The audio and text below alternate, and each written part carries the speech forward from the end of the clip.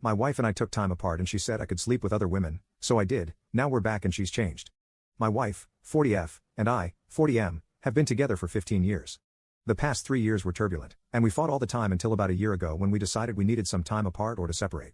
We chose the first option. Initially, we went full no contact, but then we started texting and meeting for lunch, going on dates, etc. We talked about the problems. I felt miserable without her, and I hope she did too because I missed her every day. The problems that we always fought about, the mundane stuff, now seem so trivial, and we discussed how our issues were really non-issues. She said she loved and missed me so much, and I felt so much relief that she felt the same way. So, I confessed that I was miserable without her and how our problems were nothing compared to not being with her. We made a plan to reconcile, and a month ago, she moved back home. Before we separated, we discussed what we were allowed to do during our separation. She said that she didn't want to sleep with others but that I was free to do so because we would be legitimately separated, and she didn't have the right to decide over me while we weren't a couple. I ended up sleeping twice with a colleague of mine. It wasn't good, and I regretted it, so I ended it. Basically, it wasn't worth it. When my wife moved back, she asked me if I did something. I admitted that I did. I told her the truth, and she was silent for a while. Then she said that it was fair enough and not cheating because we had already discussed the possibility.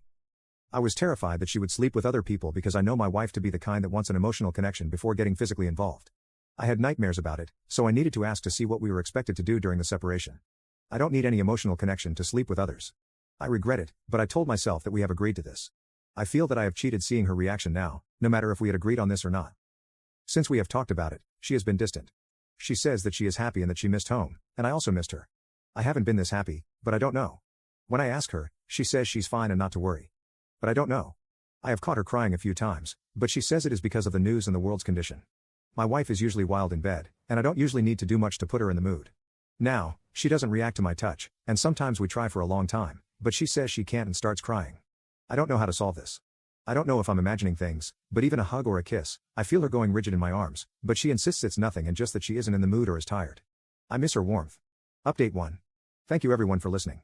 I tried to speak to my wife this evening, and I asked her for a walk. She is not fine with what happened. She started crying immediately when I tried talking to her. She said that she didn't know if she ever will forget or forgive. What surprised me is that she seemed to put the blame on herself.